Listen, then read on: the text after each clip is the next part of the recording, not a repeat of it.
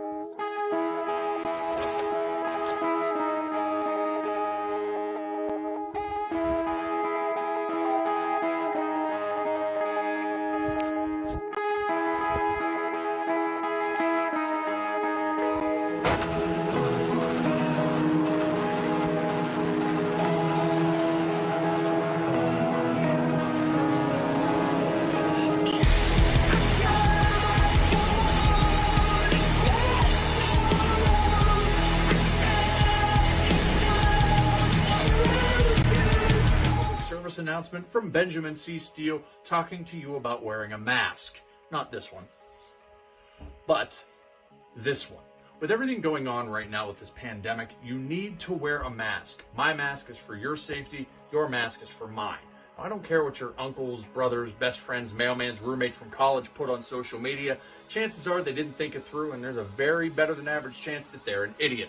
So when you go outside, you put on your little mask over your face, put the little straps around your ears, and we're all going to be a lot safer. This is a team.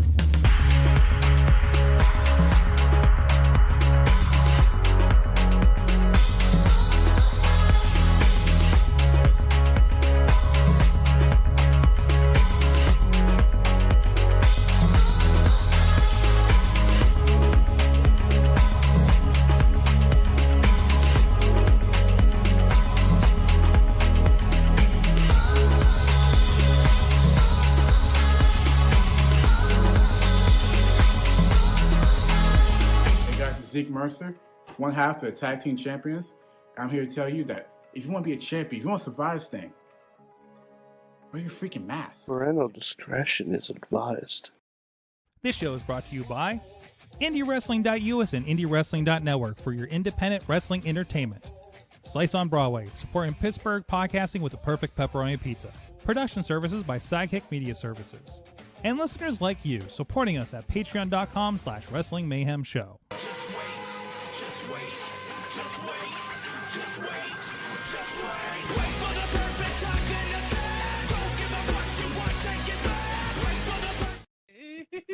It is the Wrestling Mayhem Show, episode 842. Tuesdays, we've been talking about professionalized wrestling. I'm Mike Sorg at Sorgatron on the Twitter here in the Sorgatron Media Studios in Pittsburgh, Pennsylvania, and we are going to have a blasty blast tonight. We got a very special, first of all, we have from Beacon, New York, the only Mayhemmer with a future endeavored letter from the WWE, Mad Mike. Hi, Sorg. Hi. How you doing? Okay, I'm fine. Yeah, I'm okay, pal.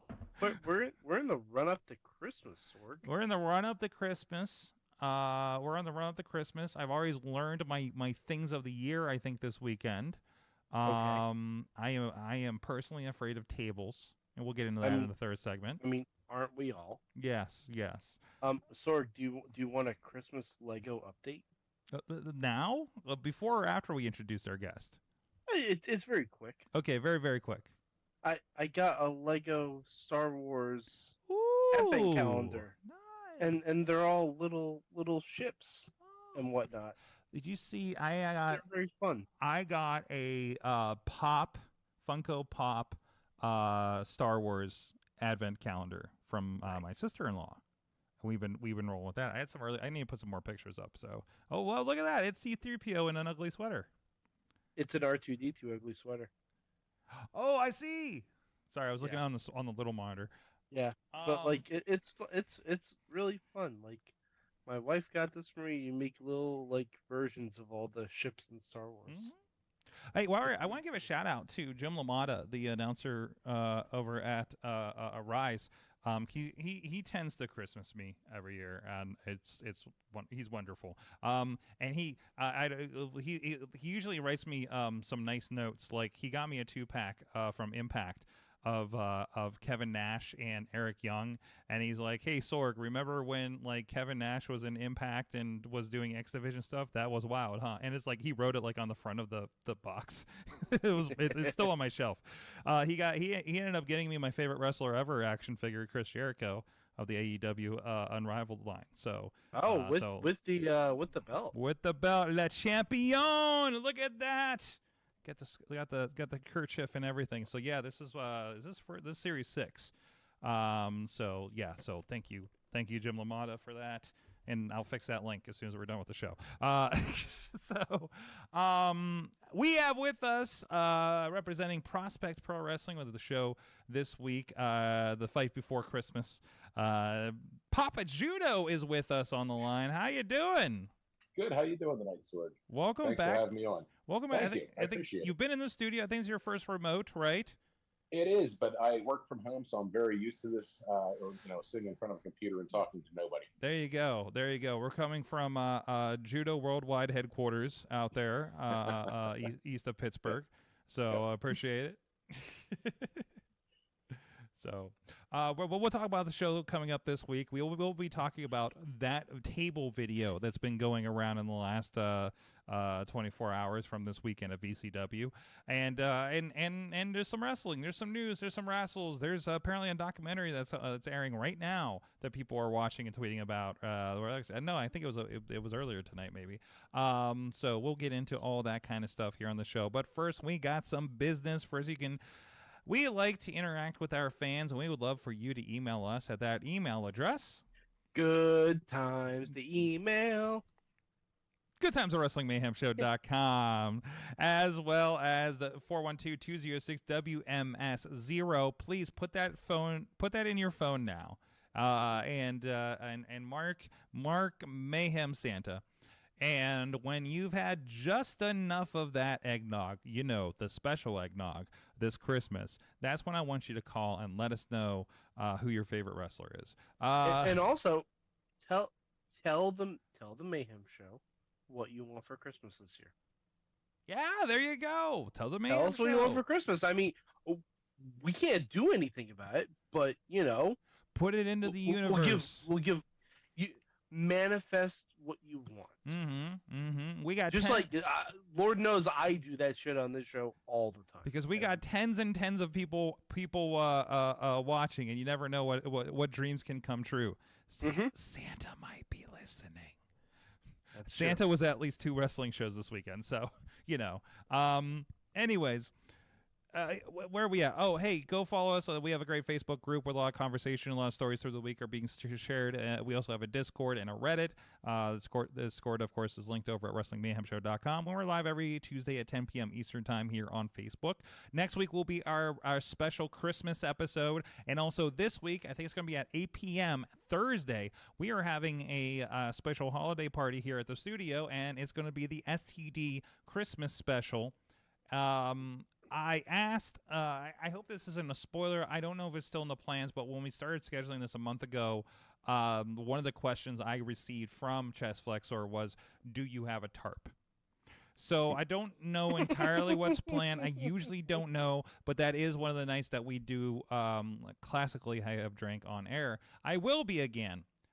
Not tequila. We're just going to put it that way. So so that's going to be a thing that happens. So we invite you guys to join us. We'll be live streaming that, of course, here. It's a Wrestling Mayhem Show STD special. And then Wrestling Mayhem Show, actually, Christmas special will be next Tuesday. And then we are going to be we're going to be reaching out to everybody on Patreon about recording a episode for between the holidays to invite you guys on to have a conversation as well. Alcohol and booping will happen, says Tina in Seattle. Yes. Mm-hmm. Yeah, I'm sure. Oh man. No, anytime you have chest flexor and you involve a tarp, one should probably be worried. Oh, I'm in trouble. I'm in trouble. Okay. So Sword, just remember, Scotchgard gets out most stains. Most. But also, let's not forget Sword, the quarantine challenge and what happened there. So. Oh no. Oh. Well, I don't think Bronco's coming, so I think we're safe there. But again, I know the kind of people that are coming in. Oh boy. Anyways, and of course, local Patreons are invited as well. I believe everybody has received a message on that by now. Speaking of Patreon, thank you to our Patreon supporters at patreon.com. And as I initiate and get into gear for the Excalibur Challenge, and one of you made this a little harder on me this week, and you'll find out who. Guess which one it is in a moment. So, thank you to our Patreons, Bo Diggity! Woo! As well as Ed Burke, Team Hammer, Fist, Bobby of J-Town, Dave, Prof Pod Podner, co-host of the iPhoneography podcast, the longest-running podcast solely dedicated to all things relating to iPhone photography. Aiden, just the biggest hustler of WWE, AEW, GCW fan walking the island of Ireland, regularly dropping into places I can purchase wrestling figs and memorabilia at Irish WrestlePod on Twitter. Pizza Club level, Doc Remedy and The Riz, and on the manager level, Bradley, and the Mother of Dragons, Tina Keys. You guys can be a part of this or long rundown and try to hurt me at patreon.com/Wrestling Mayhem Show. Yes. Sounded like Podner was trying to make you pop your peas a little bit. Yeah, hey, popping the Podner piece for the iPhone Photography podcast. Yes. So perfect pepperoni pizza for podcasting in Pittsburgh. No. Now I got hungry. Thank you for that. But you're welcome. He says, "Do you need a tarp? Do I need a tarp? I don't know. I mean, everybody could use a tarp and a towel, right? I'm pretty sure, yeah. I mean, I think that's one of the unspoken rules of New Year's Eve. Anyways, speaking of messy, we had some wrestling shows this weekend. Ring of Honor's Final Battle happened, and I'm the only one that watched it, apparently. So I didn't get a chance to. There was a lot. There was a lot going. No, trust me. I had to split it. I started watching it after I got home at like 11 o'clock Sunday and had to finish it like Monday morning. So that's where that was. And Deadline I watched instead of Raw last night. I did watch Raw eventually. So, but I was gonna say you better have watched Raw. Raw is freaking. Well, hey, actually, Raw was very good last night. Actually, before even that, let's talk about and Mike. By the way, thank you. Attended SmackDown in part because of you, in large part because of you. Got to hang out with. He did a little curtsy there off camera. Sorry about that. I didn't catch that. But and a lot of us went. Wife of the show went. We ended up going with Eamon and Merlin. Wrestle fan. The Widow Van. I have not bothered him to be on the show because I'm just giving them time. Honestly, yes. Honestly, he should be on next week. Actually, he's supposed to be here I was gonna say it'd be a good Christmas present. It would be a good present. I'll have to address that with them. But they're they moved up here from Texas, and I don't want to bother them if they're still settling in. So of course, although now he's been on wrestling pay-per-view in West Virginia because of me, so I think we can start. I think he's settled. I think you can start harassing. Yeah, I think we could be like, so you want to do this now? But no, it was a good time. I got to hang out there and some other friends. of the show were around too. So, And by the way, what a SmackDown that was. dude, that was the most was a fun wrestling SmackDown. show I've seen for a show taping. You That know, was a fun SmackDown. it was a lot of fun. They did the milk thing. I had somebody that messaged me that usually does the teardown for WWE locally, and he's like, "I'm so glad I didn't answer the call after he saw the milk thing." Yeah, seriously. For teardown. Ooh. It was Gotta so be rough. good. It was fun. Like the stuff they're doing in between. Is it's JoJo that's announcing on SmackDown, right? Samantha Irvin. Samantha Irvin. Oh, I see. I don't even have everybody straight. JoJo no longer announces. Oh, okay. But Samantha Irvin was on NXT. okay. But like they do the DX cam and the Can't See Me cam and everything, right? Yeah. And like she's singing along with the DX song.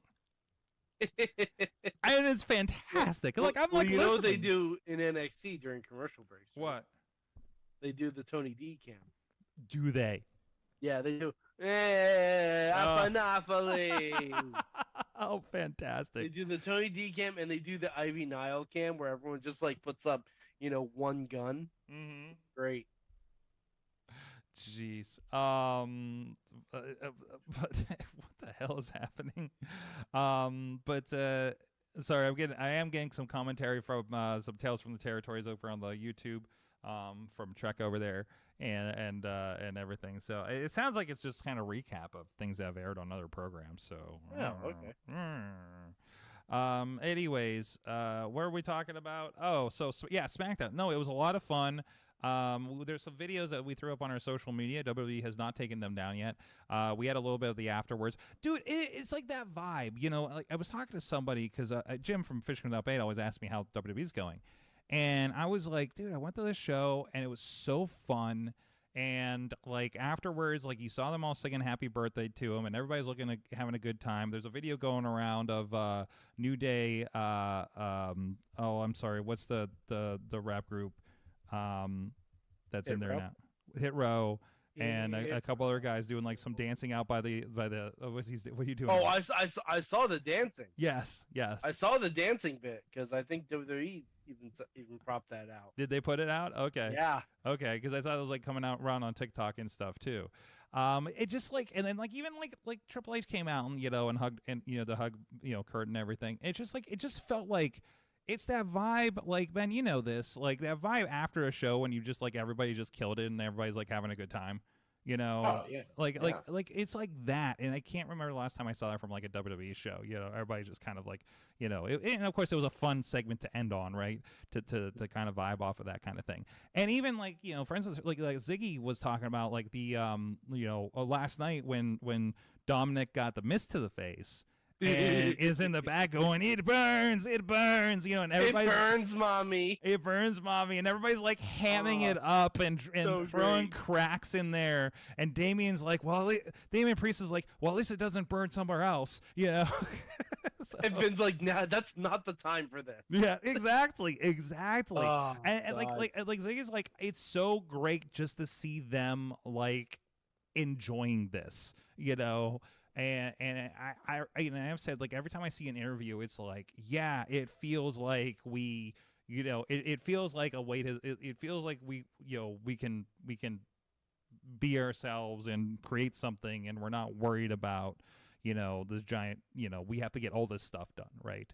So actually, Judo, it reminds me of the 2PW thing. Like, you're not going to get yelled at for missing a spot or a mark. We're here to do the show and have fun with it, right? And like at the end of the day, if you're going to have a good show that people are going to enjoy, the people out there in the ring, they have to be having fun, and believe in what they're doing. Absolutely. If they don't, it shows. Absolutely. I mean, so like we try to be a little bit looser, mhm.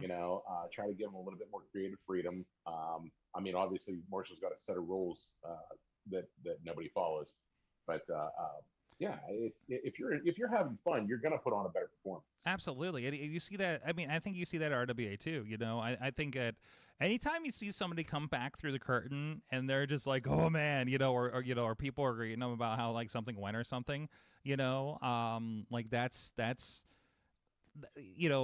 that's fantastic, and I think both of us have been at those shows where people come through the curtain and just like there's nothing, and nobody looked like they had fun, outside of in the ring or whatever they're doing and stuff, right? But the flip side of that is when you're out, like you would probably I noticed this, and I'm sure you have before, where there's something going on out in the ring, and you can hear the boys in the back popping about it, Yes, yes, you hear them yelling and cheering too. Definitely experienced that. Definitely experienced that with what we're going to talk about in segment 3 today. Yes. Yeah. Like when there's the locker room sellouts, and everything. So, it's really, really interesting. It's you love seeing it. You're seeing it in the promos, and even maybe in NXT, things seem a little stiffer, but I think it's just because everybody's new and under a lot of pressure. To be quite honest. So like it's just across the board. So speaking of which, there was Deadline. Let's talk about that. So Mike, I know you watched it. This was the most complicated WWE show I think I've ever watched, because we had this Iron Challenge match that was 25 minutes, 5 people. They come in kind of like every 5 minutes after the first. So literally there's a person that only has 10 minutes to get all the falls that he can't, right? I love how they played this. Oh, and also there's a penalty box aspect and everything like that. The women's match was like, okay, it's mostly one across the board except for one person, and somebody gets the second fall at the within the last like 90 seconds, and that's the whole thing. And it kind of laid the groundwork of this is how the match works. I think they were very, very smart with that. And I think as we talked about last week, there's a lot of much younger talent in the women's division involved there than was the men's, it felt. And you could tell when the men came out, they just balled out on this stuff. But of course, they got Axiom, they got Waller, they got like people that are just crazy in the ring. The thing happened that I hoped would have happened, because I wanted Roxy and Cora to get stuck in the pen together and just start fighting during their 90 seconds, right? Yeah. And I think they were like really close to that, but that didn't end up happening. But then that did happen with like Axiom and Axiom and McDonough. Yeah, and then then he climbed out. Because I didn't realize there was no roof to the pen. So. Yeah, just for a new match, I don't think I've seen a new match executed better than since the original Elimination Chamber. Oh wow, yeah. Because it was so exciting. Because like this match had a sense of urgency to it for 25 minutes, which is impressive. The women, you could see it like when somebody missed a pin, like you saw like Zoe started looking at Zoe's first, like, oh shit, I gotta go. Oh no, Yeah. what not? What like that was perfectly expressed in those matches. And I think my favorite bit was when Grayson Waller first came into the match and was able to hit his somersault stunner on the two guys that were already in there at the same time and covered both of them and got 2 falls within like 20 seconds. Yeah. That was insane. I'm like, oh, okay, we can do anything with this match. Yes. Like we can do anything with it. Because, and they also said, I don't know if you picked up on this, that if there was a tie, they would go to sudden death. So there's room to bring this back again. And then you could either have like a 5-way tie. You can have a 2-way tie with the other 3 people playing like spoiler or what have you. Like there's so many different ways to go with this match. And hell, you could do it with tag teams too. And I'm glad imagine that. And I'm glad they oh my, holy crap. Yeah. Holy crap. You want to talk, but here's the thing, like if one person from a tag team gets pinned, only that person goes to the penalty. So you don't get it too filled, but now their partner is fighting from underneath because they don't have anyone else to. And they filled in some of the gaps. Like I like that the counter didn't stop until her feet hit the ground to start being escorted to the box. Yeah, I think like Waller kind of stood on the steps for a moment too, right? When he got eliminated the first time. Yeah, and that Waller also tapped really quickly so that he didn't take enough damage and he could get to the box quicker. Like they made sure to point that out. Oh wow, yeah, Like, I he missed got that. caught in Yeah, he got trapped in a submission, I think from Mello, Mm-hmm. like center of the ring, and no one was around to break it up. So he tapped immediately, so that he could get out of the hold and get into the penalty box and didn't take any damage. So good, so good. NXT's on the upswing, real good right now, and it's getting back to like what I loved about NXT, and it's the right mix too. Like I love the, I think that the right people for the most part are doing the NXT retour. The return tour of duty, to NXT. Like, Apollo is a great one. And even just something different, like Apollo goes on a fishing trip with his opponent. Right? Yeah. It's been a while since we've had an NXT championship match, so it's just based on like two dudes that respected each other. Yeah, and it was like, if you're not following, it was like, Braun, you're a new champion, and I can see you wearing thin on this. I see the pressure you're under, and there was this promo about how Braun goes fishing, and now we just have like Apollo went fishing with Braun, and they're meeting at a diner someplace, and everything. I'm just like, what is? I don't know what this is, but I love it. It was the wrestling equivalent of diners, drive-ins, and dives. I feel like there's because they both dive to the outside. I feel like there's a movie like this that I saw one time that like mostly took place in a diner, not Pulp Fiction. But Diner. Oh, what's the one? Oh, is it like the devil is at the diner or something like that? It was from like. Are you thinking of an episode of Sandman? It could be an episode. No, I think you're thinking of the episode of Sandman. There is an episode of Sandman.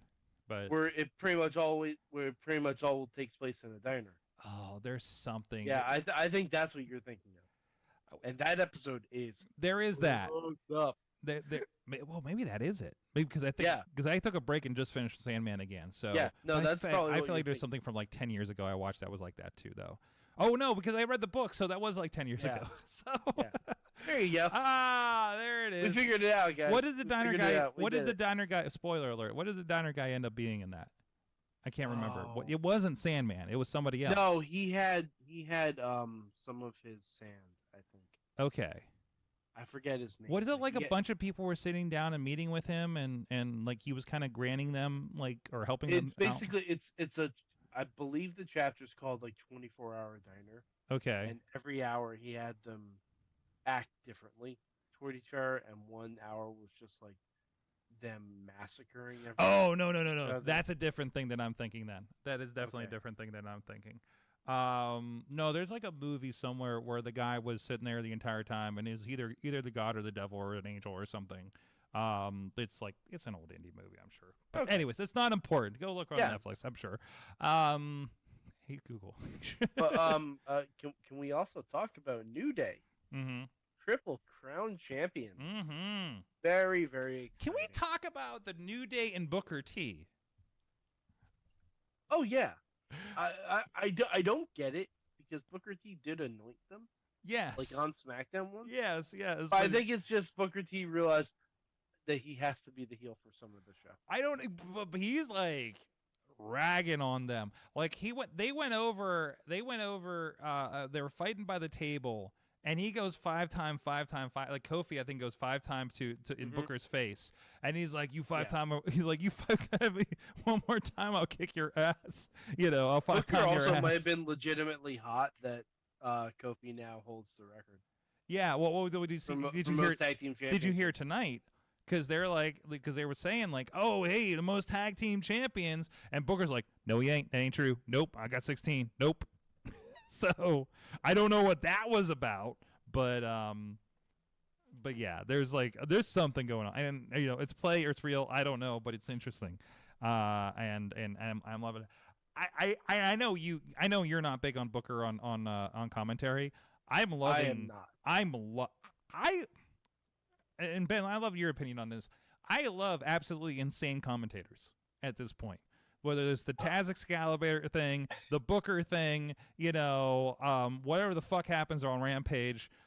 Yes, Jericho gets a little annoying, but other than that, Ben, what do you like for that? I mean, Kincaid gets a little screamy out there. Kincaid does get a little screamy, and there there are times when he just completely overrides Doc and then he cracks your microphone and stuff. Yes. I don't necessarily like. I personally always thought Taz was a great commentator because he can flip flop, between heel and face, in the same sentence. I always enjoyed him. I thought that was a great transition from being a performer to being a commentator. Booker, sometimes he says the dumbest shit, but I mean, it's nice to have that insight from a worker, I guess. But the right commentary team really does make a huge difference, for the audience. So if you can find that chemistry, you got to grab it and run with it. No, absolutely. Well, I'll put it this way. I think him flustering Vic is more interesting than Vic and Barrett. And I love Barrett. Don't get me wrong. And I think Barrett's tremendous with Cole right now. I think it's really, really good. But it's like with Dark, right? Like you're there to see, like, okay, let's see what they're doing with Lee. Let's see what they're doing with this. Let's it kind of helps you with the direction and exposing the talent, and kind of seeing how they're progressing. And see what funny hat that your buddy Nick Camarado's wearing every week, Mike. If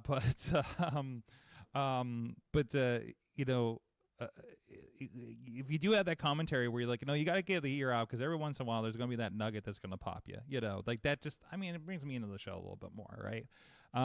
So much. So again, I know it's not like clean commentary, but it's like, it's its own character, and I think that's okay in some cases here. So, I know, like for me, when you when you do a filming for a show and you release it to us to watch, and you used to be a lot slower. You got much faster, but it used to be hard cam. Then you would have the cuts, then you would have the commentary added in. So there'd be 3 times. So I'd end up watching every 2PW show 4 times at least, live, and then the hard cam, and then with the cuts, and then with the commentary. And I'm sorry I did that to you. But no, that's okay, because that really helped me to grow in the role that Marshall keeps throwing me into. So, but that commentary is like that dash of salt that just brings the whole dish together. Without that, yeah, it's a wrestling show, and yeah, there's some cool stuff going on, but man, that commentary just makes a huge difference. I don't think the movie I'm thinking of is Legion. I'm thinking this thing I'm thinking of is an episode of some kind of chronology movie or a series or something. But anyways, this is gonna bug me for a while. This is really gonna bug me for a while. We should have an episode of Mayhem Show where we just sit in a diner. That's the new thing. Okay. You got a good one down from you, Mike. So we'll go. Yeah, up I there. do. There you go. Dropkicks, Diners, and Dives. Show title. Okay. Dropkicks, Diners, and Dives. Right in the middle of it, somebody breaks into a full match and trashes the whole place. Which will mimic the end of that Sandman episode, right? Yeah, there you go. Chronology. What's the word I'm looking for? It's something like Twilight Zone, where it's multiple stories. God, why I can't anthology. Thank you. Dropkicks, Diners, and Dives. I feel like that's a real thing that exists. So we'll find out when we get the cease and desist. It won't be the first one we got today. Anyways, not this show, but yes. Okay. We did get the cease and desist ones from WWE. Whoops. So I got lazy on cover art one time, but all right. So Deadline, very, very good. New day, new champs. I'm loving that. It livens up that. I mean, I of course, Pretty Deadly is tremendous. But I mean, I cannot wait for the eventual match between New Day and the Creeds. That match is going to be awesome. I don't know how long New Day's planning on staying in NXT for. I hope they get to work with every team down there, because NXT has some really good young teams. Like the spot they did with Pretty Deadly, where they all did the Eddie Guerrero spot. Lord me, it was just such a damn delight. Like I'm telling you, that match, New Day versus Pretty Deadly, that's the closest we're ever going to get to seeing New Day versus the Iconics. Yeah. That's what that match would have been. Yeah, absolutely.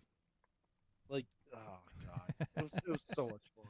I also got to throw. So I will mention a couple of things about Final Battle real quick. I loved it. I had a good Ring of Honor vibe to it. Obviously,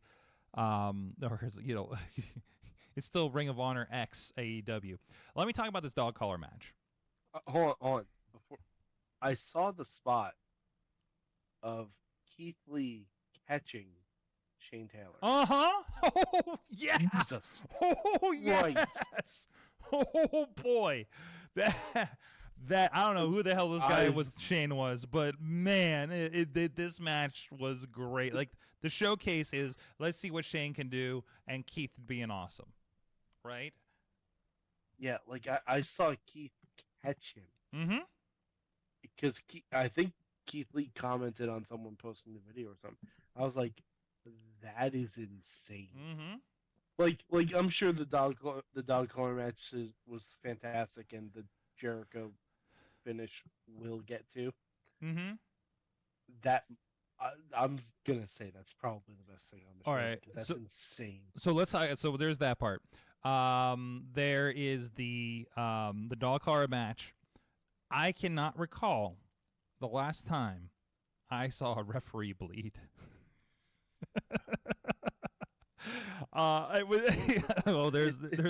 It's unnecessary. Unnecessary. Listen, it's unnecessary. And maybe Ben, you can speak to this because you work around the crazy people we know that love to do this kind of thing.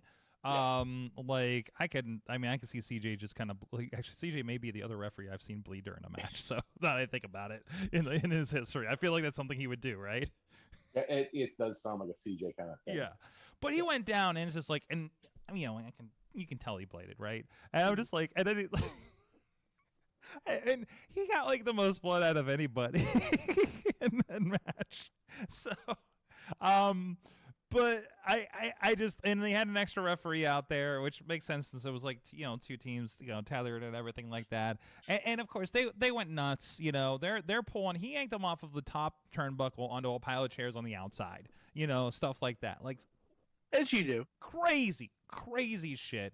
They went balls to walls on this thing, and it's a classic match. It's a great feud ender. It's the third, the rubber, I guess, match for them. Well, no. I think did FTR win 2? I was gonna say I thought FTR won the first 2. Okay, but I might be wrong, but I know they had the belts. So, but man, that was fantastic. The other stuff, other stuff was great, but the things to talk about, of course, you want to talk about the finish, the Jericho Claudio match. I know there's a lot of anger in this. Are you in the what the hell was that camp that some people I've seen on Twitter? No, all right. And to recap, we should recap what happened, right?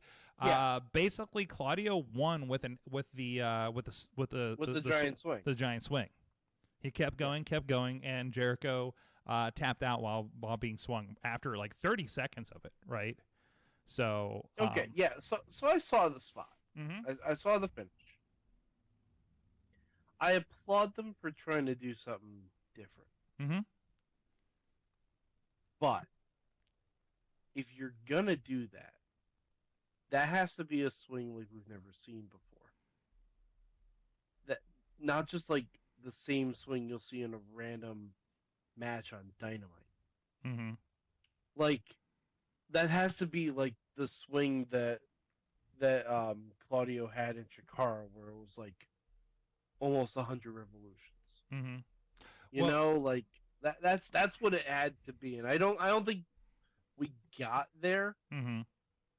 But I applaud them for trying something different, even though I don't know if it worked out. Also consider things happen in matches, and maybe it was intended to be, and maybe they had to pull the trigger earlier because they were losing them, or one way or the other. Like maybe they had to cut it short for some legitimate reason. I know, but the attempt is. I think that's what they were going for. Yeah, but then you can also if that's the case, you can also audible, and he can launch right into a sharpshooter like he normally Sure, does. sure. From... But also, notice what they did. Like, he started with the finisher. So they kind of set him up in reverse, right? They're like, and they put over like, hey, he got him early with this. It doesn't put him out, but it takes a lot out of him. It's just like your bar in 2K. You know, I didn't take him out with the finisher, but I'm about to with this suplex. Like, I think the thing that bothers me is that if Claudio hadn't done the swing on AEW at all and broke it out for this, totally fine. I feel like he hasn't done it much. He's Yeah? done it on top of Blood and Guts before. He did do the top of Blood and Guts before. Like twice, right. I think. Yes, yeah, I think you're. Yeah, he did actually. He did. Yeah. So yeah. Once to one of the 3.0 guys and one to Jericho himself. Yeah. Like, I mean, you know, I applaud them for trying something different. I think they could have done it all over Barrett. So but, I can't remember. I'm just happy Claudio won. Mm-hmm. Honestly, I don't care how it was still a good match. It was still a tremendous match, regardless. So we do have details. Honor Club has been resurrected. It's still a $9.99 service. Has the back catalog. It's revamped. Thankfully, because God, that was rough before.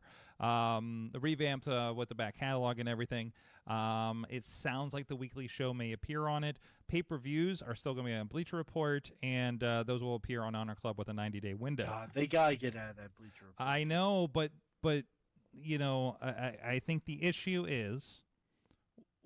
This is Tony playing nice with Warner Brothers Discovery because that's the partner. So he needs to is them. Bleacher Report partner with Warner Brothers? Yeah, it's a Warner Brothers company.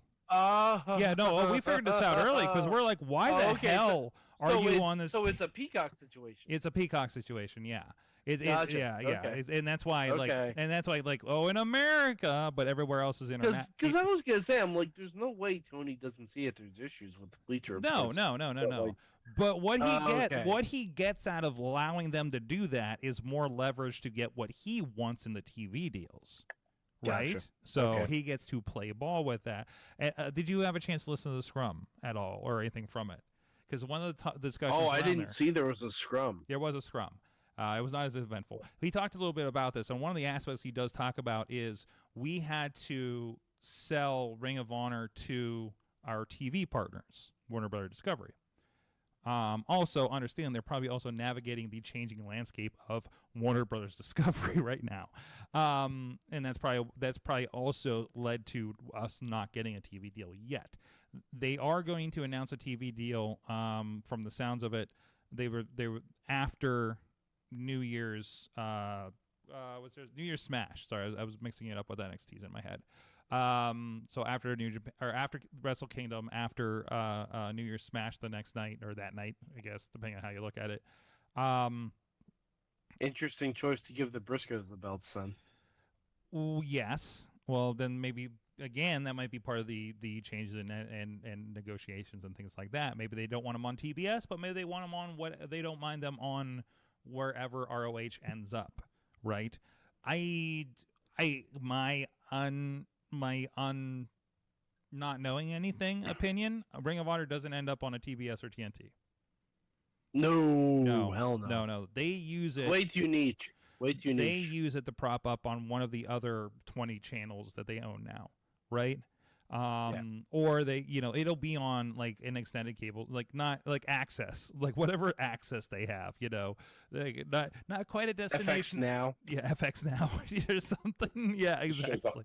Just shows up on Animal Planet. I was gonna say, I'm like thinking like all I can think of is like HGTV and Animal Planet, and I don't even know if I have the right company, right? There might be somebody. TLC, is that theirs? It's just TLC like is different. Yeah, it's just Ring of Honor is presented on the Science Channel. yeah. Didn't they put Dynamite on True TV one time when the NBA preempted it? Like something weird like that. Notice they haven't done that for a while. Yeah, it's just, I just. It's one of those, and who knows? There'll be a channel. They're like, hey, we got this channel we really want to pop the numbers on. Let's put some wrestling over here, right? And then you have that connective tissue. Much like how they've been able to say the entire year, Ring of Honor has done the best gates and the best numbers they've done in their history. Yes, because they've been exposed on the biggest platform ever in their history, because Ring of Honor has never been exposed on prime time that wasn't an over-the-air .2 channel. You know, because Ring of Honor, let alone live. Okay, Ring of Honor has never been displayed on live television in prime time. Let's say that confidently, because they have had primetime shows technically between HDNet and Cosmo when they were on there for a minute. Like, obviously, so whatever they do is going to be bigger than whatever they've done at this point. You know, Honor Club will have more subscriptions because you now have a ton more people just like, what is this? Oh, the Bryan Danielson, you know, and all this stuff. Well, you say that might. I think if people realize that they can't get the pay-per-views on there, like but there's plenty of people. I mean, this is still nichey. I understand this is still nichey, but I'm saying bigger numbers. I'm not saying blockbuster numbers compared to WWE Network. I'm saying they will listen. When I say the best numbers ever, and I say this with all due respect to Ring of Honor, that is not a high bar to get across for anything. Basically, by Tony Khan breathing the words Ring of Honor, they have now broken all of Ring of Honor's records. Okay? So, like, it's just... Honestly, you know... All right, and you know what they should do with Ring of Honor? I'm being dead serious about this. Give it a half-hour time slot on Cartoon Network during Adult Swim. No, I'm dead serious about this. That's what you do. They're a partner. That's what you... Tia just posted a list of the partnerships. And I'm like, oh, that's right. They also partner with Cartoon Network. Put Ring of Honor during Adult Swim time. Because that is... You want to talk niche audience? There's your niche right there. Ring of Honor people can guest star on Titans, you know. I mean, make sure that you schedule Rick and Morty after it to really jump the numbers. Who's the lead Why into not? who? No, that's actually a good idea. So you can have Rick and Morty cut a promo in the Kingdom. Be great. You're having matches like the dog Rick, collar Morty, match. and Summer versus Kanellis, Taven, and Maria. Yes, yeah, there we go. I'm sold. I'm sold on all these ideas. You know what? I'm also sold on. We got a great wrestling network over at IndieWrestling.us, IndieWrestling.network, IndieWrestling.us YouTube for ringside members. You get all the latest shows of Prospect Pro Wrestling, of Rise Wrestling, of RWA, VCW back catalogs on there as well as the Old Fight Underground shows and other things that maybe aren't around anymore. And a lot of programming that we've done over the years. If you want to watch women wrestlers have breakfast together, we got that. we got that. Referees were eating rigatoni. We got that too. So go check that out. IndieWrestling.us. Plus VODs and everything from and links to anything, even if it's not on IndieWrestling.us, but our new partnerships with the Fight TV, we will have links to it. We're integrating those, I think, right now in development. So all that kind of stuff, and of course support all that stuff. Support, of course, the replay of VCW's Road to Victory. We'll be talking a little bit about that here after the next break. But all that kind of stuff, of course, this weekend's Prospect Pro Wrestling will be up shortly after that. This weekend's Rise Wrestling anniversary is already up. RWA is in the works right now. That'll be up by the end of the week. That is a crazy show. I got to be there for the main event. We'll talk about that in a second too. So go check out all that stuff. And of course, Spotlight Slam. Yeah, Spotlight Slam. I feel like I got my words wrong. Featuring all those 4 promotions that I mentioned on a weekly basis, so you can get in tune with what's going on there, what shows are coming up here in the greater Pittsburgh area with all those promotions. So go check all of those out. VCW, TPW, Rise, and RWA. Our great partners with IndieWrestling.us. And speaking of which, I want to say we survived a wrestling show this weekend, Ben. Yeah. Because that was a crazy main event. yes. I mean, this is the place where one of the participants had the cops called on him previously. We had a riot a year ago. I think we're out of. We can call it a riot now. It's far enough out. Yeah. But it went down. It went down. But so list of asses. Okay, I'm getting caught up in the chat room. So this was a 3-way unsanctioned tables match for the. How did we state it again? It's the best tag team.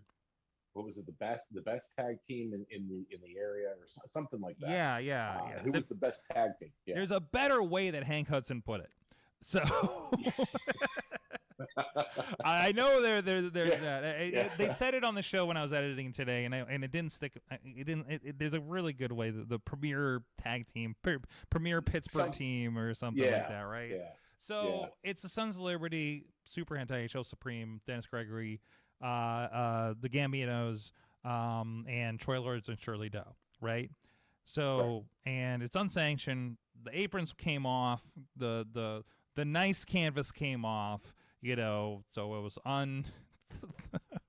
it was and the line that we've warned the commission and we're still doing this. It was at the beginning of the show on commentary. I was like, okay, so that's what we're doing. It was pretty bonkers. I came in. I had a dance recital to record a cousin's company up in Mercer County, and I drove down to make the main event to see this thing, and also the London camera because I felt like it was going to get pretty crazy with our staff that was out there.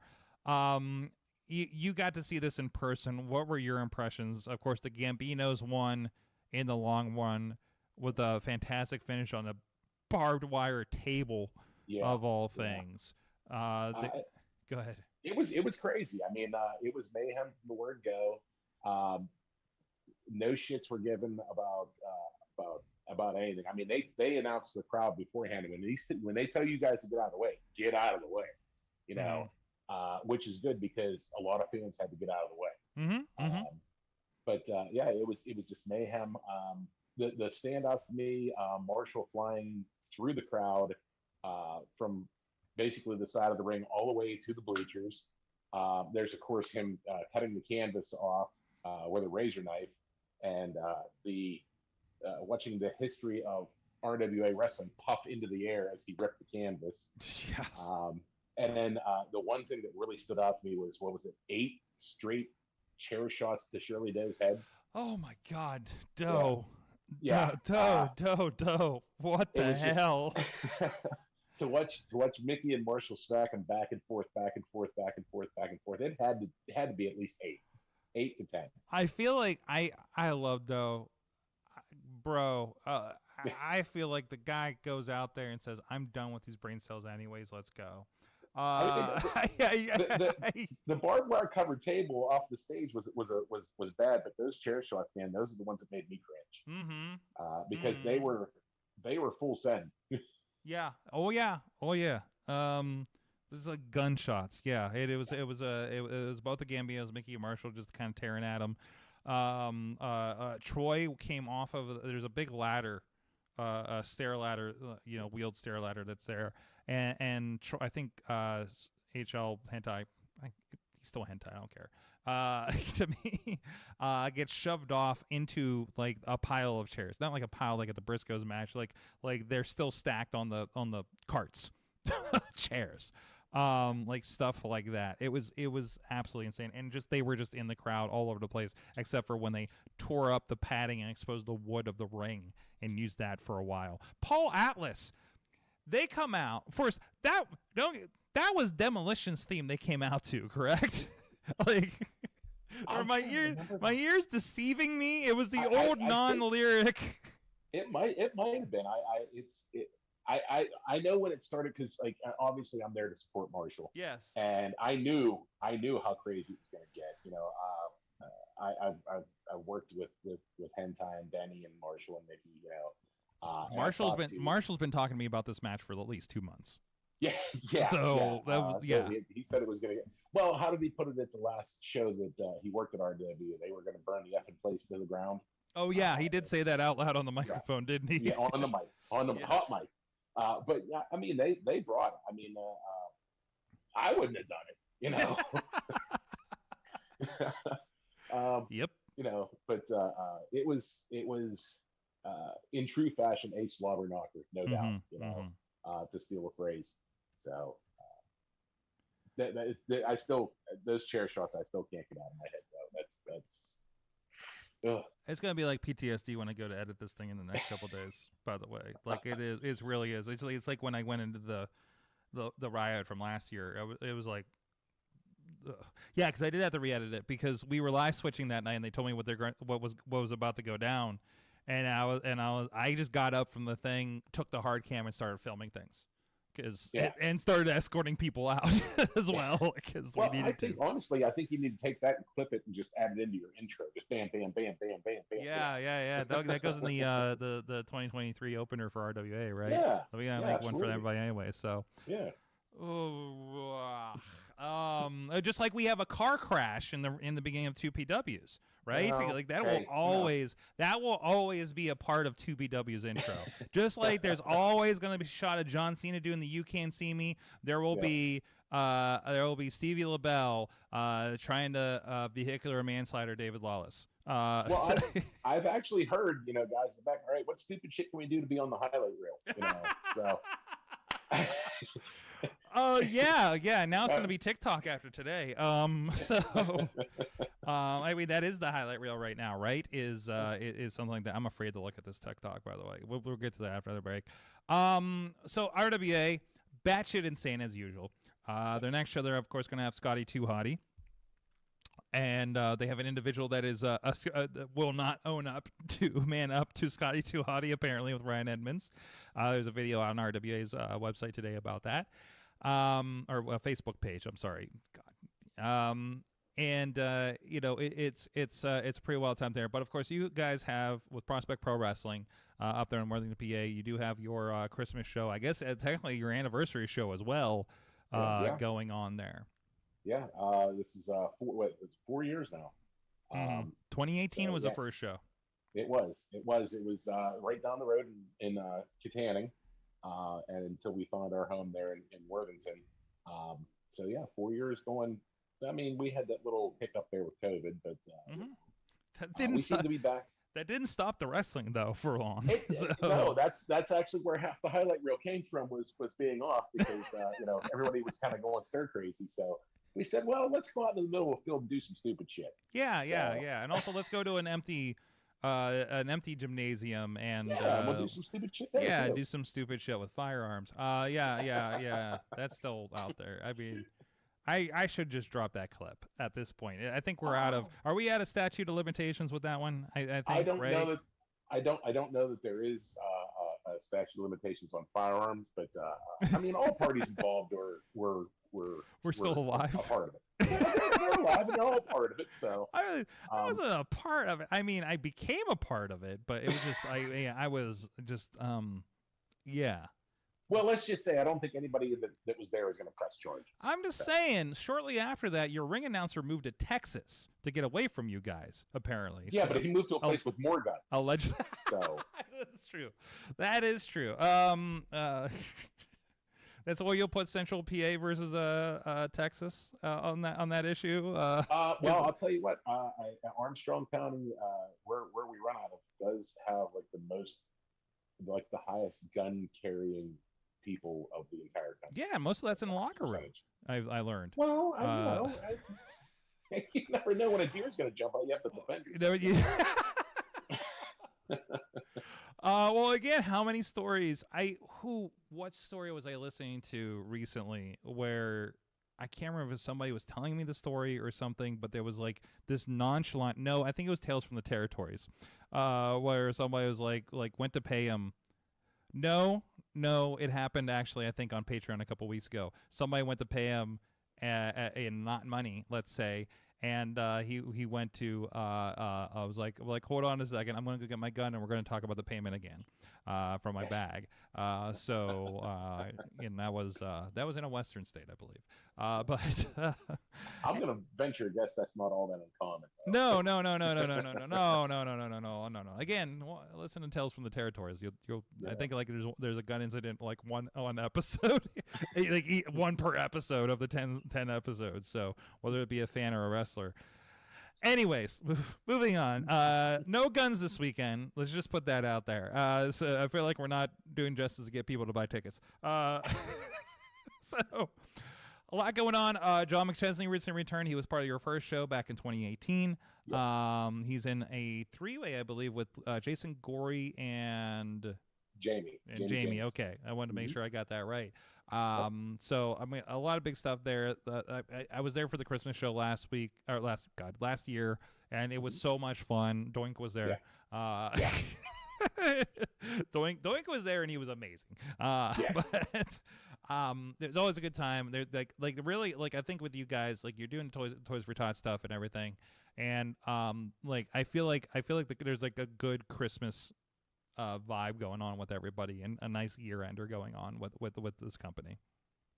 Yeah, I mean, we try to make sure that this show, because it's a Toys for Tots benefit, because we usually get a few more kids than we ordinarily do, and just because it's Christmas, go out, have a good time. What kind of crazy stuff can we throw together? Something you might not have seen before. Mm-hmm.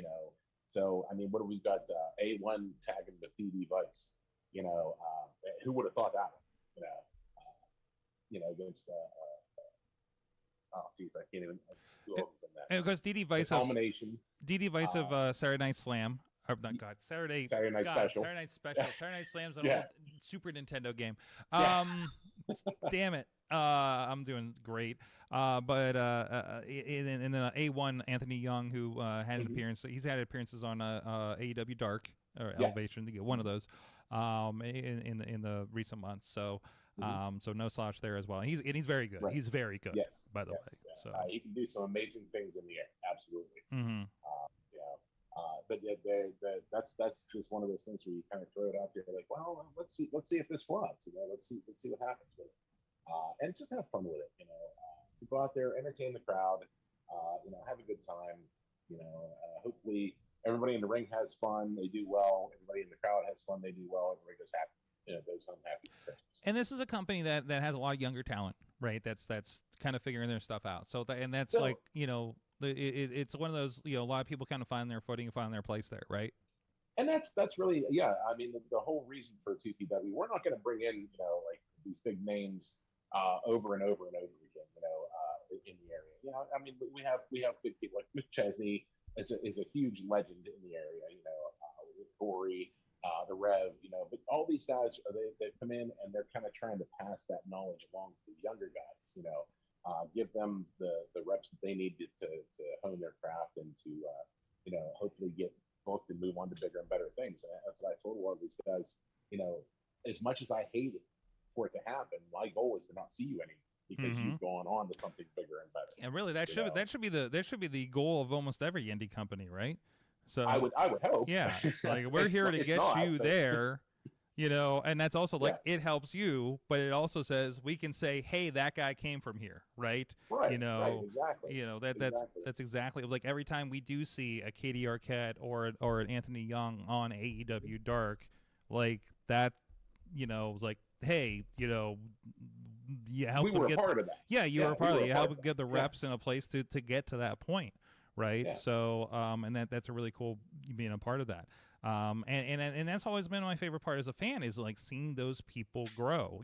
The coolest thing that on Friday I didn't mention, Mike, is once again, we talked about that tag match Saturday night where it's like all those guys were on the first show I was ever at.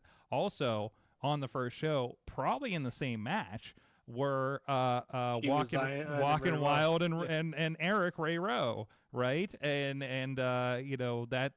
that's really freaking cool. And here they are in Pittsburgh again, and they're the first ones out there for that match on Friday. And it, that's cool to see that happen, right? And see that kind of come back around and see those guys make it, after 10, 11, 12, 13 years ago, seeing them, in their early days in the baby period, the Baby Batista period, if you will. I wanted to yell it. There's a quiet point. I almost yelled Baby Batista just in case. For you, Mike.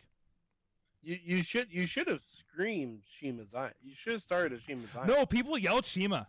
There was like people in the crowd yelling. You just heard like, Shima in the out there, and we busted up laughing when we heard it. Did he acknowledge it?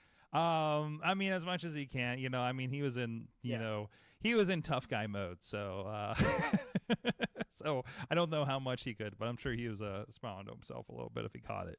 So, but anyways, Zeke Mercer, hey, he's a guy that cut his teeth a little bit in 2PW.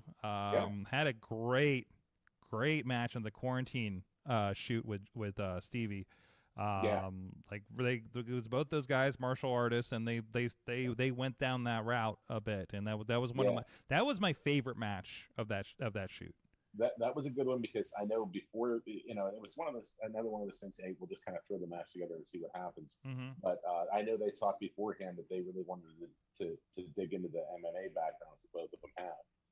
That's actually one that I wouldn't mind seeing again after, what's it been, 2 years now? Let's run it back. Yeah. I don't know. Now that Zeke is the real shoot asshole down there, from what I understand, we gotta, maybe good to, both of them have evolved a little bit, lot actually since that time. So I'd love to see that go down. So, anyways, 2PW Fight Before Christmas this Saturday in Worthington, PA. Just a little John Up 28. Out of Pittsburgh. So if you want to get some good wrestling, if you want to support these guys and support a good cause there, you will not be disappointed there. So, and if you bring a new and unwrapped toy, you get $5 off your ticket. There you go. ProspectProWrestling.com for ticket information and everything too. And of course, you can check out the back catalog. And we are actually releasing on YouTube. We are releasing the first year of 2PW free on YouTube every Sunday night at 8 o'clock until we run through them. The first episode, or the first show from 2018 and the first show of 2019, I believe it was February of that year, if I'm not mistaken, are currently up there if you want to go check them out. Of course, early days, some of this talent is a little rougher because it was a little rough around the edges, 4 or 5 years ago. So and to be fair, I didn't know what the hell I was doing either. So yeah, I mean, I still don't think I know. I'm not sure if I know what I'm doing out here, and I've been at this for a while. So, and that's the thing. Yeah, we were talking about this the other day. Actually, Jamie Jamison brought this conversation up. Is who's been in 2PW the longest? Like who's had the most matches, like who's been the most consistent. And we all kind of figured out Stevie's like the workhorse of 2PW. But you were there day one. No, I was not physically there day one. Well, okay, you were representing. Yeah, okay. You never show up for any of my stuff. No, I don't anymore, unfortunately. Well, actually, with the schedule, it's actually the 2023 schedule. It's actually going to be more likely. I'm hoping that I'm going to be around more. So. Well, that's probably because we switched to Fridays, and there's not a whole lot of MMA on Fridays. Oh my God! Somebody finally listened to me about Saturdays in Pittsburgh. So finally. There's how many companies in the area? There's only so many Saturdays. Although the funniest thing, I was sitting there with somebody at SmackDown. They announced when SmackDown was coming back. I think it's March 10th, 9th? Yeah, 10th. It's a Friday SmackDown. And there's at least 2 wrestling shows that day that already had their dates ready. One wasn't announced, but I was sitting by the guy. He's like, well, we're moving that one. We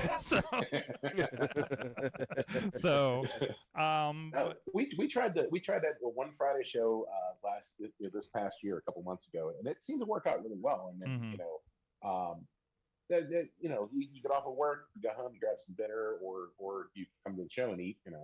We always have a decent concession stand that is also benefits someone local. We tried doing concessions one time and said, oh no, the hell with that. So usually it's the community theater that does the concessions, so that all that money that they make goes right to them. We don't take any of that, Yep. Try to help out here and there, but the Friday shows seem to work out really well. Then you have your whole weekend. These guys can go and get booked, on a Saturday somewhere else, so they're working more. It all seem to work out. So I'm hopeful that the Friday shows will work out. So we'll be releasing all of our dates here after Saturday's show, I believe. I'm looking at it. I'm looking at a date. Literally looking at a date in March where I'm like, oh, do I do the 2PW on Friday and then drive to Grand Rapids for a show the next day? I think there's one because we do a lot of work with Revenge, Yeah. Both of us. And I believe there's one where it's there's a show, a TPW show Friday, and then Revenge is the following day. That's fine. So it's literally, okay, do the show, come home, get a shower, and go right up to Erie. You know? Yeah, but bro, that's 2 hours. Yeah, I know. I was like you've seen some of my treks in the last couple months. Yeah, but right? you've seen what time I get home after show too. That is true. That is true. You have a lot to set down, like even more than I do. Usually, I'm the last person out when we do full setup for video, and I think we usually beat you guys because you have a little bit more hard work going on. Yeah. And you don't have very particular. He's very particular about how we load the trailer. So. I know. Hey, my wife's the same way about the truck. So, anyways, well, hey, we gotta get go. We gotta move on because we got something else I think is going to take a little bit of time here. But in the meantime, when you're sitting down watching the network, if or catching up on 2PW, catching our pay-per-views on Fight or any other wrestling, you know what goes great with that? Slice on Broadway. New York City style, yins are made, Beachview, Carnegie, East End, North Hills, South Side works. So go check all of that out. SlicesOnBroadway.com. They've been supporting us with the perfect pepperoni pizza for Pittsburgh podcasting for over a decade, and it's great to see the crew down there every Tuesday. When we grab, I love our Texas friends. They come over for a pay-per-view and they're stopping by Slice before every time.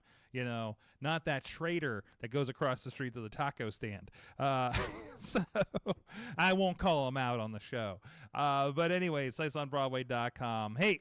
We'll be right back after these messages. If you're with us live on the video version, we're going to throw a little bit of 2PW to wet your whistle for this weekend if you're going to be catching that here in person. We'll be back in a few minutes right after this.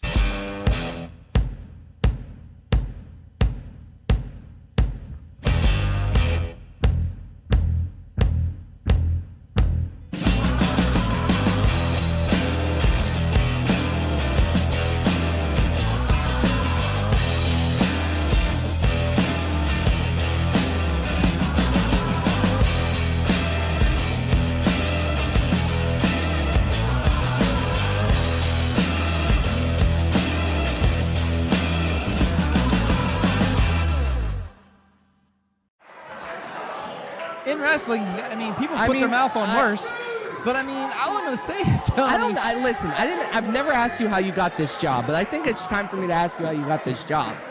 In any case, it's none of your damn business. Okay, so back in match. Arm drag. Smooth. Another one. And one of the best arm drags in the business. John McChesney now rolls him in the ring. Up and over goes Gory. Big drop kick by Big League. And man, this crowd is going bananas! It is unfair to be that agile with that much veteranship. I mean, that's 21 years of veteranship right there, Tony. And now throws him out of the ring. And now McChesney going out. McChesney still moves like a young lion. It's insanity. I mean, the simple fact is he's been at this. He's no stranger to this. And now has the New Age play in a headlock. He's taking him around. What's he asking for? Oh, wait. Oh. I thought he was going to let Jordy handle him there for 1 second, but no, big punch by McChesney, and Freaks on the outside trying to get closer. I hope someone has an eye on him. I have to stand up because everyone's standing right now, and I can't see jack. Big chop by McChesney, and he throws Gory back in the ring. And now McChesney circling around here, trying to get a breather. I get it, but man, you got to stay on top of Gory. And now McChesney, and Freaks grabbing the foot. And big kick to the face by Gory. That right there. Come on, CJ, throw him out, damn it. Oh, we're going to give him a slide on this one. Now, Freak's already harassing Jordy, and now that joint manipulation that Gory likes to do, he is doing that right now. And wait. He's trying to make him bite his own thumb. Yes, he was. Big kick to the head. McChesney getting out there, but and now Gory kicking him right in the kidneys. Oh.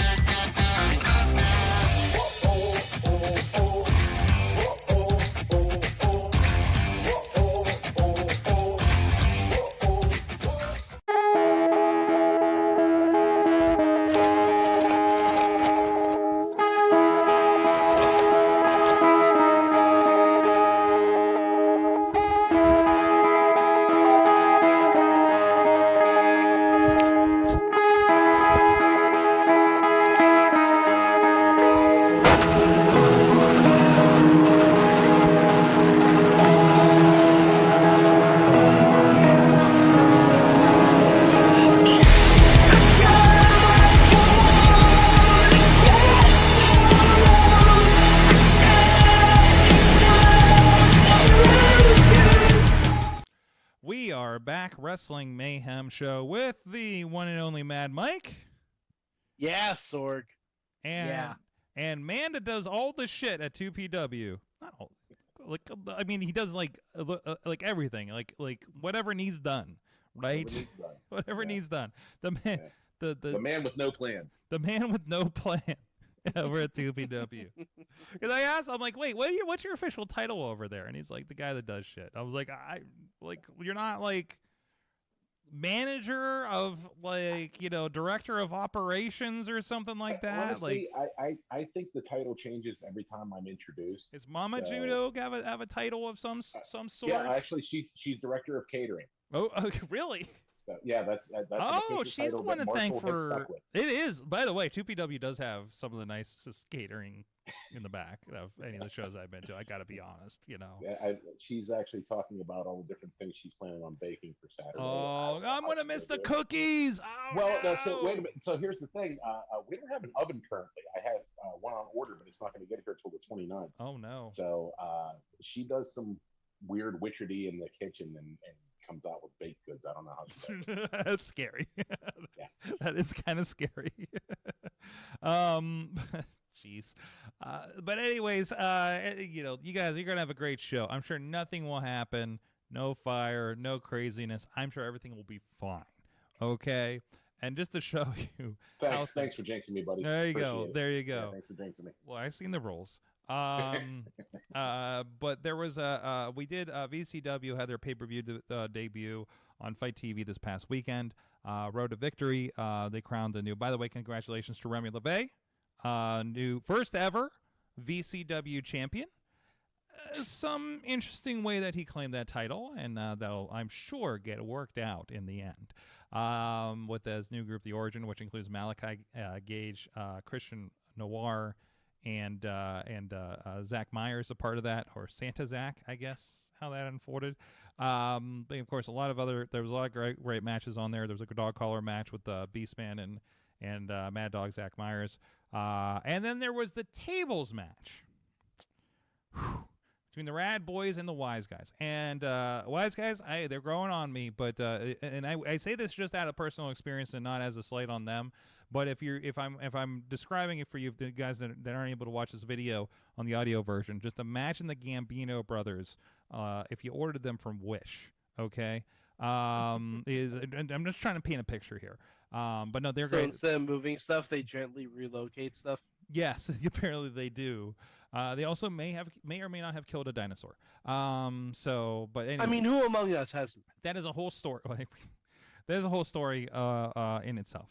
So what I'm going to do here, you're on video. We'll try to paint the picture here. I think I will try to audibly describe here what's about to happen. There's a video going around called "The Table versus the Rad Boyz," and yes, the Wise Guys are a part of this too, but I think the Rad Boyz cut the brunt of this issue in this situation. So we're going to pull this up here for you guys on the video version here.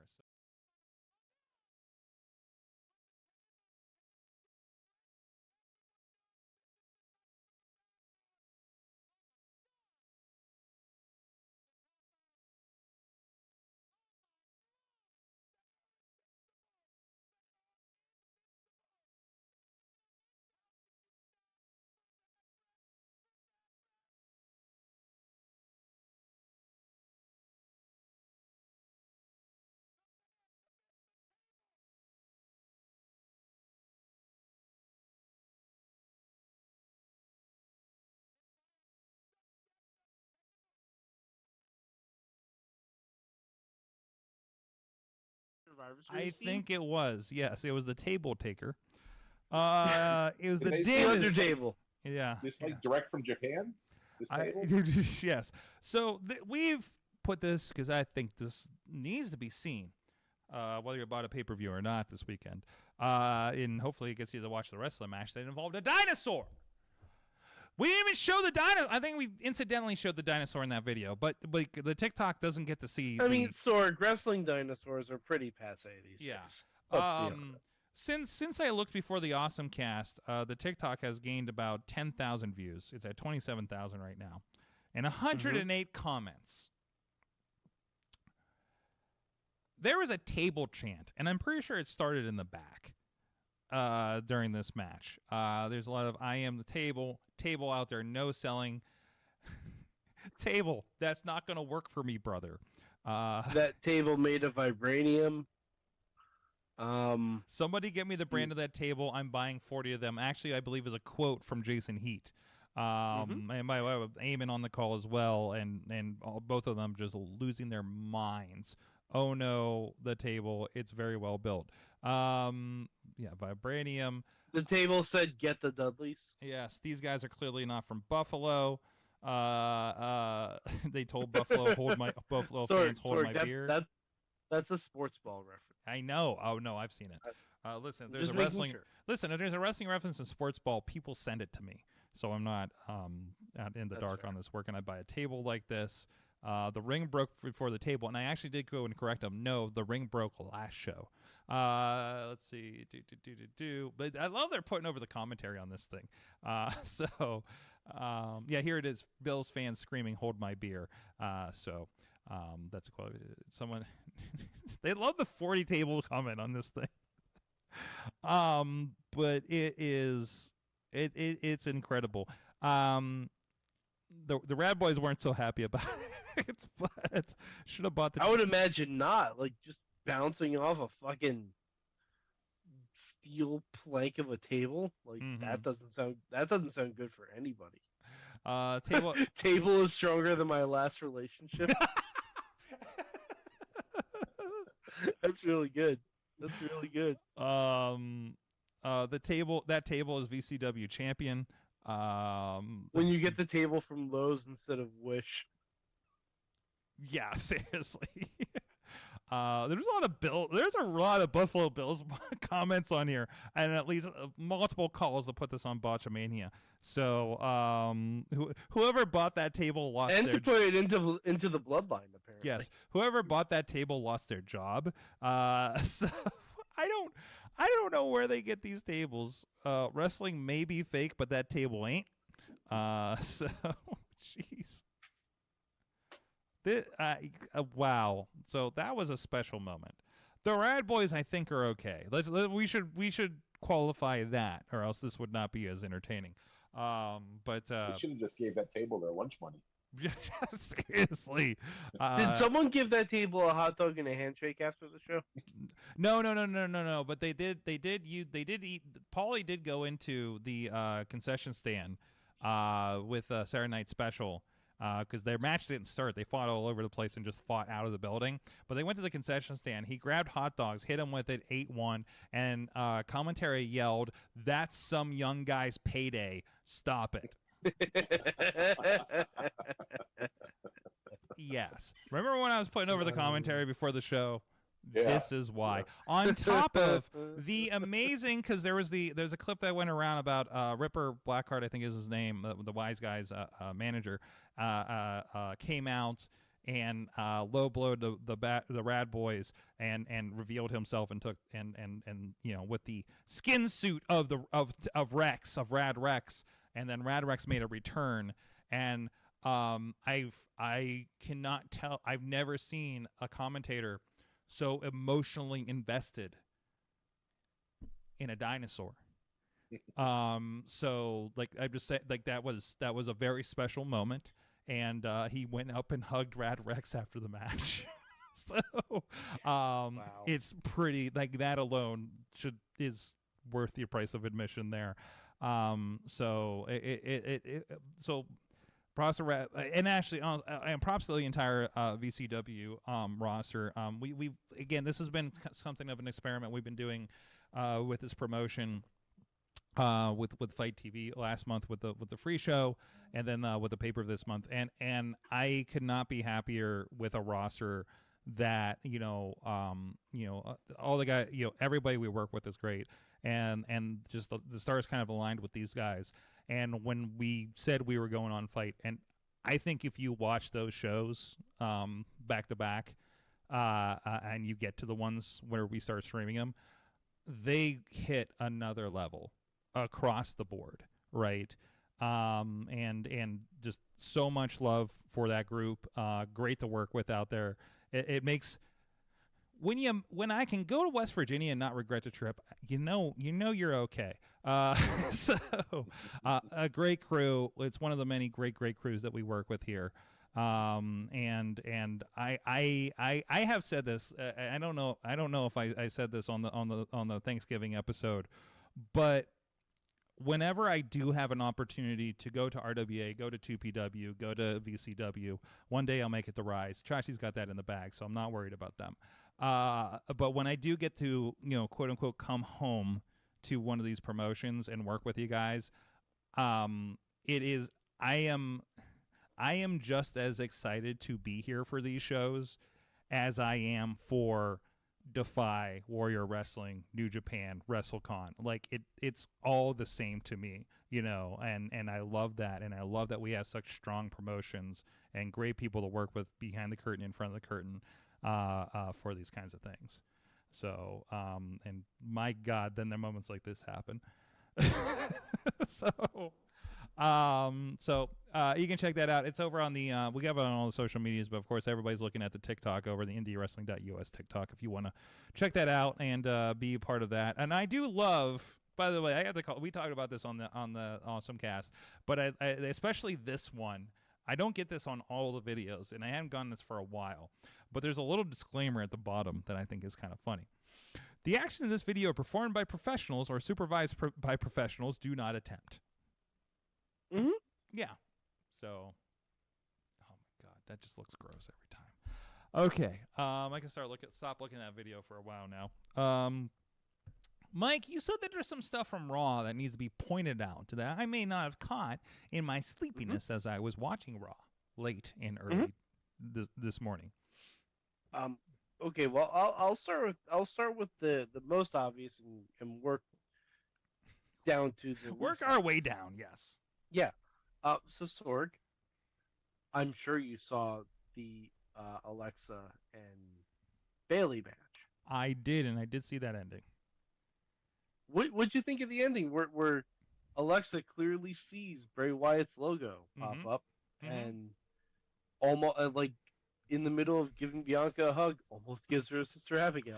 It gave me flashbacks to when they tried doing this with Billy Ruxpin in West Virginia.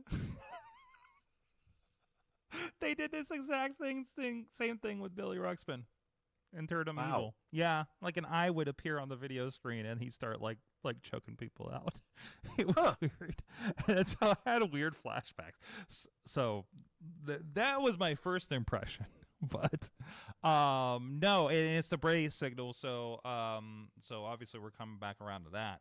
And considering how things ended.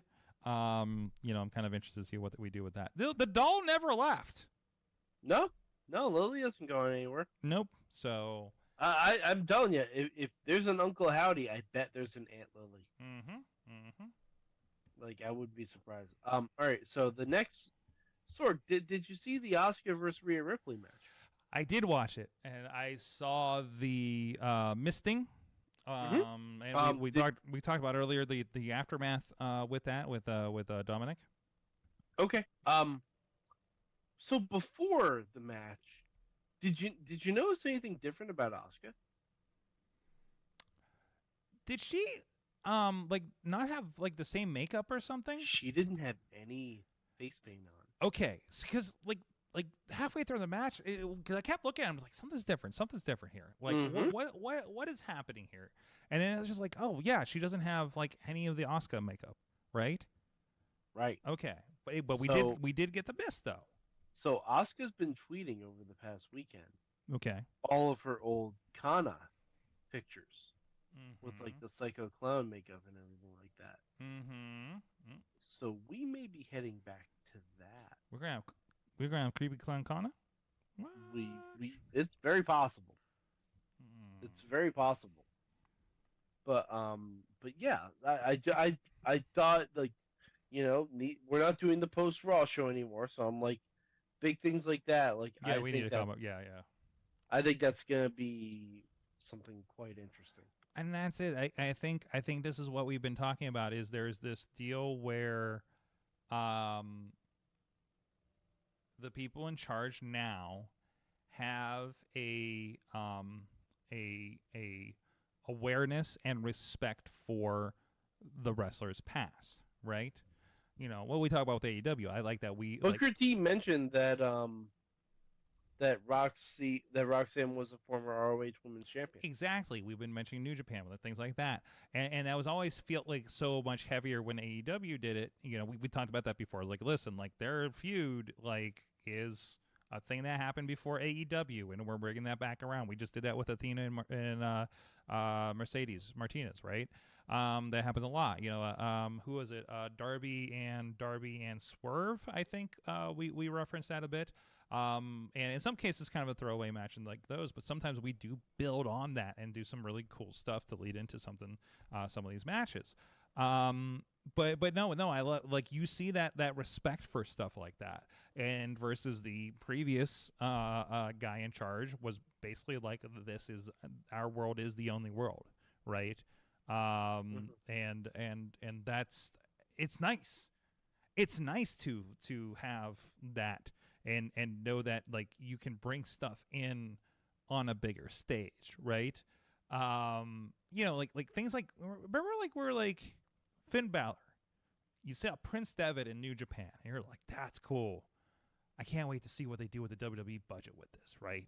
And there's a WWE version of it, and they did some pretty cool stuff, to be honest, especially in NXT, right? Mm-hmm. But it's really kind of gotten flattened, you know. Pumpkin Finn was when that happened, I think.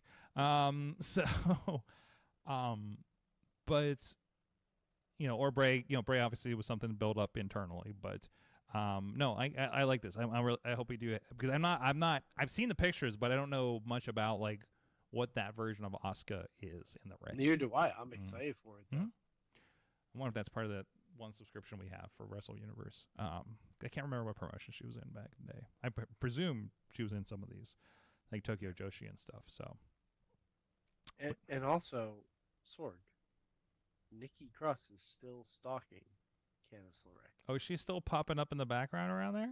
Okay, She was in the background of the segment with her, Dexter, and Johnny, which, by the way, both Nikki and Johnny, both those people put up very fun Easter egg billboards for us super fans to look at. Johnny put up a whole, like, they're trying to figure out what to do with their money. So it's a bunch of Dexter drawings. Dexter drew them in Iron Man suits. He drew Baby Wrestling getting Bluey merch. I forget all the other things. He drew a picture of the moon, and just to the moon with a question mark, which, you know, Cameron Grimes being called up soon, hopefully. That'll be interesting. But and Nikki was doing a chalk drawing of the Sanity logo. So I mean, we could be getting, if the right people are brought back. I mean, Eric Young has already reportedly come back to WWE. Oh, really? Yeah. Okay. I've heard he might be more of a like backstage thing, but I could see that. I could definitely see. But it might be an on camera as well. And Nikki has a pretty good relationship with Killian Dane, her husband.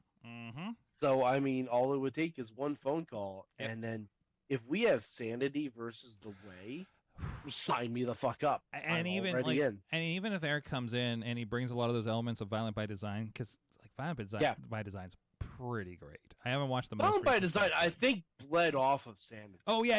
It was like it definitely did. It did. It's like if you took Sanity and then just kind of like subdued it, like made it more serious. You know, I think that's a big part of it. So no, I would love that. I mean, and even, you know, he's obviously, you know, probably going to be like in an older role, like you mentioned, but you know, him having like a Sanity Violent by Design thing just to get like some of these other guys over, you know, I think would be tremendous. You know, I'm loving the faction stuff happening in WWE. You know, your Judgment Day, your what's happening with the OC. This is the most interested I've been in the OC the entire time they've been a thing. Honestly, like, I'm not saying we introduce a new championship, but maybe like something like the Heritage Cup, for like the most dominant faction. Mm-hmm. And I don't know how you do that. I don't know how you like work that in, but like between the OC, Judgment Day, Hit Row, Viking Raiders, the way that we have, kind of on Raw, Legato, like yeah, because something's happened there with those, because that's like both like similarly functioned teams, right? Like you got the tag team and the I want to say valet, but like the Rhea Ripley, like the female representative. the female representative, and we'll say wrestler in most cases, but yeah, and like when that breakdown happened with Hit Row, the Vikings, and Phantasmo, it was just like, God, are we having a 3-way mixed tag? Are we just having, what is this leading to? Your mind starts running on those, trying to connect those dots. So I think that was really good. So we'll keep an eye on that and see how things develop. But in the meantime, we need to find out what everybody learned from wrestling this week. Chat room, please chime in. I'm going to try to keep an eye out for you. I learned I need to catch up with some New Japan guys. I started watching. I just threw up some of the early, like, kind of junior tag league stuff. But the biggest thing was they do have I don't think it was initially up. I think it was a pay-per-view. But they do have the historic crossover show on New Japan World now. And I've also been watching a lot of Wrestle Universe. So especially after the conversation with AJ Alexander last week about Tokyo Joshi and things like that. And and again, I'm just throwing it on the iPad while I'm working, usually here during the day. So my day is works in front of me, side laptop, iPad with some Japanese wrestling most likely, or Raw this morning for the last 45 minutes of it. And then I got a feed on an iPad up on my shelf of like our IndieWrestling.us feed. So I'm just surrounded by wrestling, and usually I'm editing something like RWA like today. So the Kairi Sane is a part of that, Mike. And also I learned big rumors about Kairi. Kairi's going to be on Wrestle Kingdom. I wonder if there's someone that has wanted to wrestle Kairi for a bit that might also be there. Well, they announced her opponent, not somebody I'm familiar with, but the line "I'm going to put you into a special kind of hell" was put in the promo I watched today, and I was like, I am so excited. Please watch the Wrestle Kingdom promo. They do this wonderful thing where they have this like 3 LED board set up, and the guy's posing in front of it as they're going, and they have like the promo storyline kind of stuff going through. It's like a minute or two promo that I think it just posted today. And it's got Ospreay Omega on there. It's got the Jay White Okada. It's got a bunch of other stuff on there. It's gonna get you excited for Wrestle Kingdom. If you're like, I don't know why we're watching this, you're gonna find out on that promo. It does a very, very, very good job. Sword. I'm going to try and pronounce something. Boso no Jikandesu. Do you know what that means? That means it's boss time in Japanese. Ooh. Gotta love Google Translate. Does she show up in the Battle Royal? I don't know. So all right. So you know how we talked about manifesting things earlier, like asking Santa and all that stuff? Yes. Here's what I want. I want Sasha to have a couple matches over in New Japan. She bucket list stuff for her. That's great. Then she shows up in the Rumble, wins, and is the first person to tap Ronda out at WrestleMania and sends Ronda off into the sunset. That'd be perfect. That'd be a perfect arc for me. I don't know if we're gonna get that, because I'm now not really that confident that Sasha's coming back. But who knows? Nothing is in place until after the Rumble. No, absolutely. And even then, the Raw after WrestleMania. Wheels is in the chat room, and he learned, and my wife also learned, big fans of the Alpha Sigma group. I see what they did there. I didn't realize. She kept texting me about this while I was driving back down to the show. because just like give me updates on the show while I'm driving, and I'm like, just like, okay, I don't understand until I'm listening to commentary and realize it was a bulking season versus ass. All right. Yep, sounds about right. Sorry, I didn't go to a real college. So. Oh, Tina, no, I purposely did not add that in. Okay. Tina said, squeeze in Sasha being Soraya's tag team partner for the AEW LA show. I purposely did not add that in because I think that's either going to be someone already with AEW, like Thunder Rosa or something like that, I or can see a Thunder come back. That'd be great. Or Alicia Fox. It's just gonna be a Total Divas reunion, isn't it? I could be. What about Rosa Mendez? Potentially, I guess. Go back and listen to our interview with her. Okay. Recommended, and then come back with your thoughts. Okay. So, I know where she was at. Like, what was that? 3 years ago, and her mindset there. And I'm wondering, because Rosa and Paige were, I think, roommates when they lived here locally. Yeah, no, they definitely were. I yeah, remember that. So, I mean... I remember that from Total Divas. We know how that... That's in my Total Divas mind. Were they filming Total Divas when they lived in this area?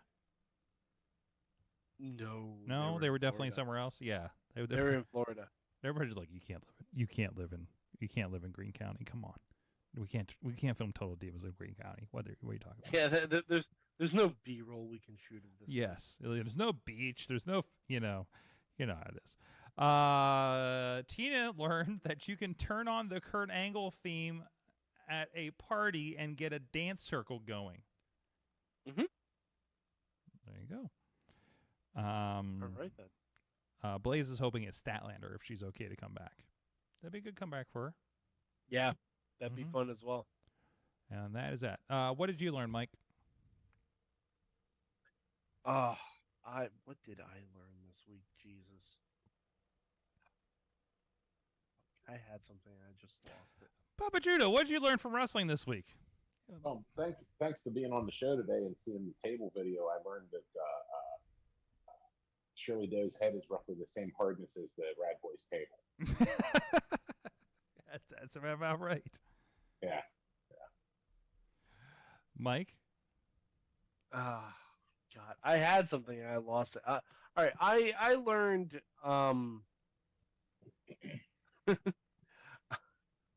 I learned that